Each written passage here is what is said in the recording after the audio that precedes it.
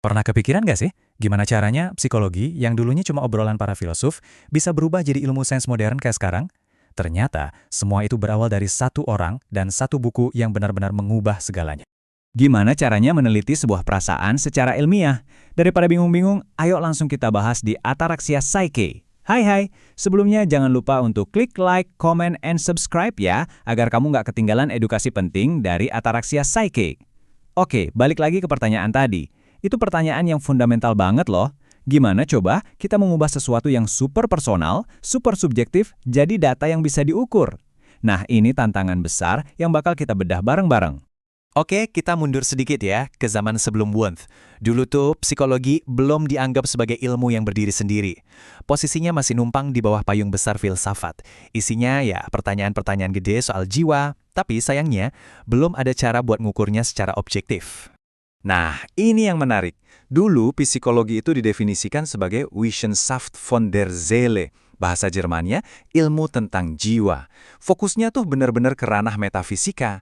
Mereka mencoba memahami sesuatu yang disebut substansi jiwa. Sesuatu yang, abstrak banget. Nggak bisa kita lihat, nggak bisa kita sentuh. Jauh banget dari pengalaman nyata yang kita rasakan sehari-hari. Slide ini nunjukin perbedaannya dengan jelas banget. Di satu sisi, ada psikologi lama yang metafisik, ngomongin jiwa pakai spekulasi. Di sisi lain, ada pendekatan baru yang dibawa Wundt. Dia bilang, udah, lupain dulu soal jiwa yang nggak kelihatan itu. Mending kita fokus ke apa yang kita alamin langsung. Nah, ini dia langkah revolusioner pertama yang membawa psikologi ke dunia sains empiris. Nah, di tengah-tengah kebingungan filosofis itu, muncullah tokoh utama kita, Wilhelm Wundt. Dia ini keren banget, seorang ahli fisiologi sekaligus filsuf dari Jerman. Wundt datang dengan sebuah ide yang benar-benar mengubah permainan. Sebuah jalan baru untuk mempelajari pikiran manusia secara ilmiah. Dan inilah dia, senjatanya Wundt, Grundriss der Psychologie, atau kalau diartikan garis besar psikologi. Ini bukan cuma buku biasa loh, ini tuh kayak sebuah manifesto, sebuah cetak biru yang isinya visi Wundt yang super berani untuk psikologi. Jadi apa sih inti dari ide Wundt? Gini, dia tuh geser fokusnya secara total. Dia seolah-olah bilang, hey, lupakan jiwa yang abstrak. Ayo kita pelajari apa yang ada di sini sekarang juga. Nah, pengalaman langsung ini, atau dalam bahasa Jermannya Unmittelbare Erfahrung, jadi objek studi utama. Ini adalah data mentah psikologi. Apa aja itu? Ya, semua sensasi, perasaan, dan pikiran yang kita alami detik per detik. Oke, sekarang kita punya objek studi baru, pengalaman langsung. Tapi gimana cara nelitinya?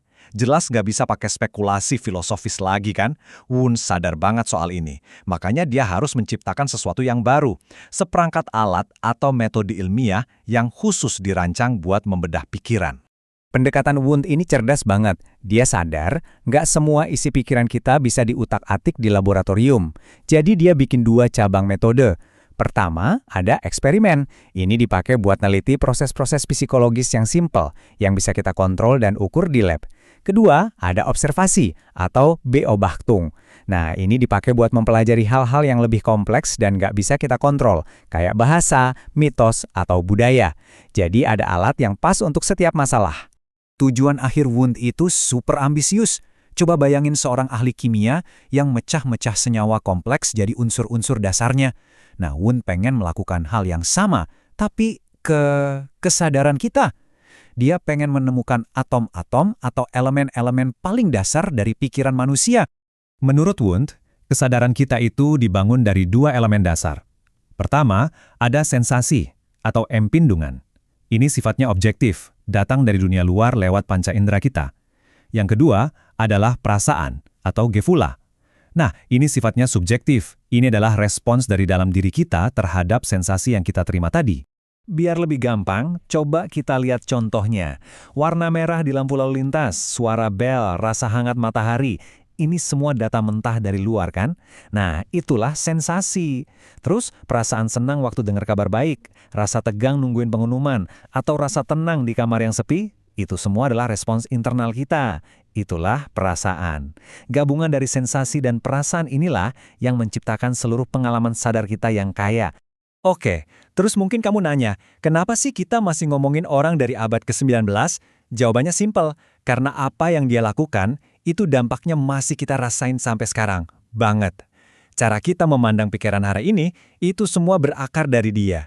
Kutipan ini benar-benar merangkum seluruh misinya. Dia pengen banget menciptakan semacam ilmu kimia untuk pikiran. Tujuannya adalah mengidentifikasi bagian-bagian paling dasarnya dan menemukan aturan-aturan gimana bagian-bagian itu bergabung dan membentuk semua pengalaman kita yang kompleks. Dan inilah warisan terbesarnya, yang paling terkenal. Dengan mendirikan laboratorium psikologi pertama di dunia di Leipzig, Jerman, tahun 1879, Wundt secara resmi memisahkan psikologi dari filsafat. Dia memberikan psikologi KTP-nya sendiri sebagai ilmu eksperimental yang mandiri. Ini momen yang luar biasa penting. Jadi, revolusi yang dimulai Wundt di sebuah laboratorium kecil di Jerman itu terus bergulir dan membentuk cara kita menjelajahi misteri pikiran manusia sampai detik ini. Ini ninggalin kita dengan satu pertanyaan terakhir buat direnungkan. Setiap kali ada psikolog yang melakukan eksperimen di lab, seberapa jauh sebenarnya mereka sedang berdiri di atas bahu seorang Wilhelm Wundt? Thank you for watching this video. Come back tomorrow to Ataraxia Psyche.